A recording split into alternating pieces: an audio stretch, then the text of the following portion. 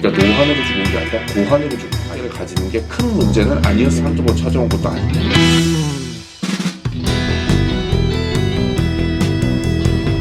안녕하세요, 소설TV 구독자 여러분, 정명섭 작가입니다. 여기 소설TV 나오고 싶어서 한참 준비하고 있다가 마침내 기회가 돼서 오늘 여러분과 만나게 됐습니다. 저는 역사를 굉장히 좋아하는 편이고요. 역사 속에 있는 재미난 이야기들을 여러분들에게 들려주는 게 저의 또 하나의 기쁨이자 직업이 되고 있는데요. 그래서 여러분에게 재미난 얘기를 들려주려고 실록을 다시 뒤졌다가 흥미있는 기록들을 몇 개 찾아서 여러분들에게 얘기해주고자 이 자리에 앉게 됐습니다. 제목은 바로 조선판 뷰의 세계 아닙니다. 부부의 세계입니다.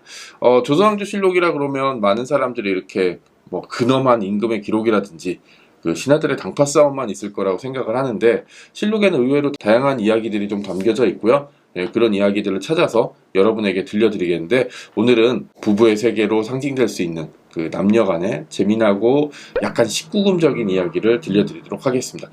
제가 첫 번째로 알려드릴 이야기는 바로 조선 최초의 판무파탈입니다. 판무파탈은 프랑스어로 치명적인 여자 라는 뜻입니다. 좀 짧게 얘기해서 보통 악녀라고 표현을 하긴 하지만, 악녀라는 표현은 이 판무파탈을 드러내기엔 너무 좀 부족한 용어이고요. 저는 그냥 제멋대로 살았던 여성이라고 표현을 많이 합니다. 지금도 마찬가지지만 예전에는 여성이 여성다워야 되는 어떤 강력한 규범과, 그리고 그 규범을 어겼을 때는 손가락질은 물론 법적인 처벌까지 감당을 했어야 되는데요. 특히 조선시대에는 예와 법에 따라서 여성들은 남성에게 종속되고 어떤 부속품 같은 취급을 많이 받았습니다. 그래서 실록에도 여성들에 대한 기록은 굉장히 적은 편인데요. 그나마 남아있는 기록은 어떻게 남성들에게 도전하거나 아니면 남성들이 살라고 하던 삶을 살지 않았을 때 기록이 남게 됩니다. 그 첫 번째 여성이 바로 김씨라는 여성인데요. 그냥 김씨입니다. 우리가 아는 뭐 신사임당이나 다른 사람처럼 이름조차 없던 그런 여성이 실록에 오르게 된 이유는 좀 어마어마한 이유 때문인데요.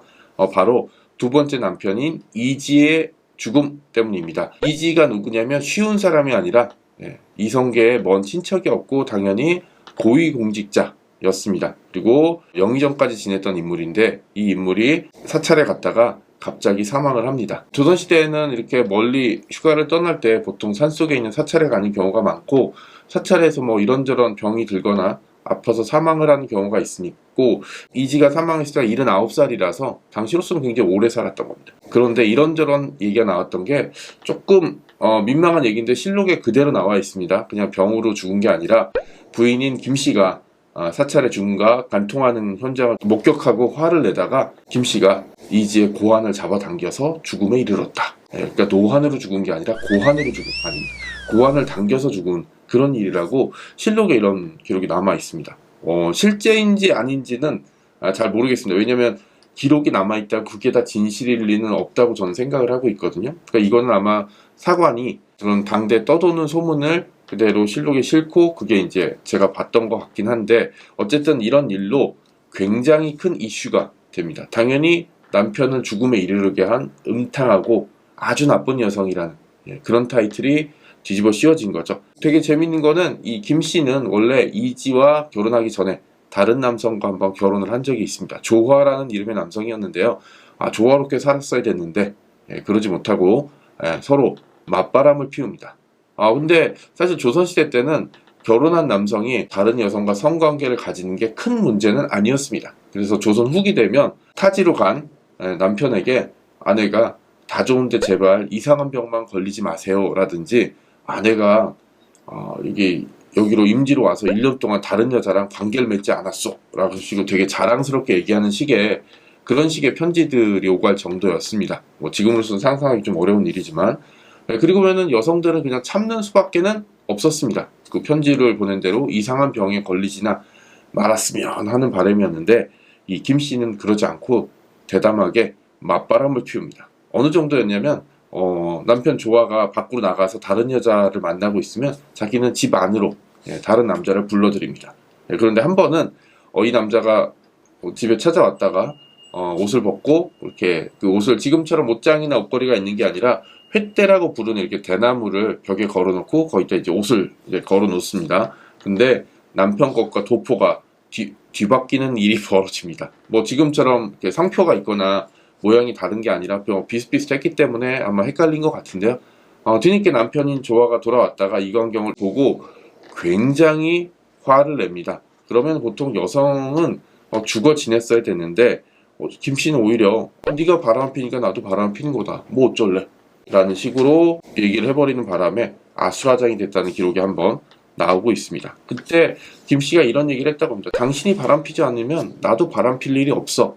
라는 얘기였고 그게 아마 김 씨의 본심이 아닐까라고 저는 생각을 합니다. 그리고 이제 결혼 생활이 파탄이 난 이후에 다시 이지를 만나게 되는데 이때 김 씨의 나이가 50대 후반이었고 이지는 이미 60대 접어든 나이였습니다. 솔직히 지금도 이 정도 노년의 남성과 여성이 재혼을 하겠다 그러면 주변 반응은 솔직히 좀 떨떠름할 거고요. 자식들은 좀 민망하다고 얘기를 할 겁니다.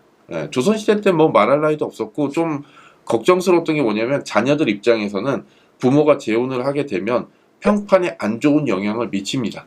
이게 왜 중요하냐면 조선시대는 관리가 되기 위해서는 뭐 과거에 합격도 해야 되고 집안도 좋아야 되지만 이런저런 구설수에 오르면 안 됩니다. 예를 들어서 집안에 뭐 문란한 사람이 있다 라면 이것도 사실은 고위관직에 올라가지 못하는 하나의 결격 사유가 되기 때문에 특히 이지의 자녀들이나 아니면 김 씨의 자녀들 모두 이 결혼을 반대했습니다. 하지만 김 씨는 이지의 집으로 그냥 찾아가면서 뜯어 말리는 자식들에게 이렇게 쿨하게 대답합니다. 내가 여기 한두 번 찾아온 것도 아닌데 라고 하면서 두 번째 결혼 생활을 하고 두 번째 결혼 생활은 앞에 말씀드렸다시피 남편의 갑작스러운 죽음과 그에 따른 의혹으로 또다시 막을 내리게 됩니다. 지금도 사실 많이 돌싱이라든지 이제 결혼 생활을 끝내고 다시 돌아오는 경우에 대해서 아직도 조금 안 좋아하거나 뭔가 문제가 있는 거 아니냐는 식의 얘기들이 굉장히 많이 있습니다만 조선시대 때는 지금과는 비교할 수 있는 그 얘기조차도 없었습니다. 그러면서 결국 걱정했던 대로 관리들은 김 씨의 자식조차 관직에서 쫓아내자고 그렇게 얘기를 합니다. 하지만 세종대왕은 부모의 잘못이 어떻게 자식한테 미칠 수 있냐라는 쿨한 대답을 하면서 그냥 김 씨를 한양 밖으로 추방하는 정도로 막을 내리고 싶어 합니다. 그리고 지방으로 내려가서 멀리 지내다가 자기가 살고 싶을 때까지 살다가 편안하게 죽었습니다. 많은 사람들이 이 여성을 죽을 때까지 비난을 합니다. 음탕하고 문란하고 자식들의 앞날을 막았다라는 이유로. 하지만 저는 삶을 김 씨처럼 살아야 될 때가 있지 않을까라는 생각을 좀 해봅니다. 당대 손가락질과 이런 거에 상관없이 내가 하고 싶은 대로 살아갔던 게 굉장히 중요하고요. 저는 사실 어떤 사람이 죽었을 때 그 최후를 한번 상상을 해본 적이 있어요. 자신의 삶을 어떤 식으로 돌아볼까 했는데 김 씨에 대한 기록은 이게 제가 말씀드린 게 거의 전부긴 하지만 아마 김 씨는 자신이 죽었을 때 살고 싶은 대로 편안하게 살다가 죽었을 거라고 스스로의 삶에 대해서 굉장히 만족하지 않았을까라고 생각을 합니다. 부부의 세계라고 하니까 굉장히 자극적인 것만 생각하셨죠.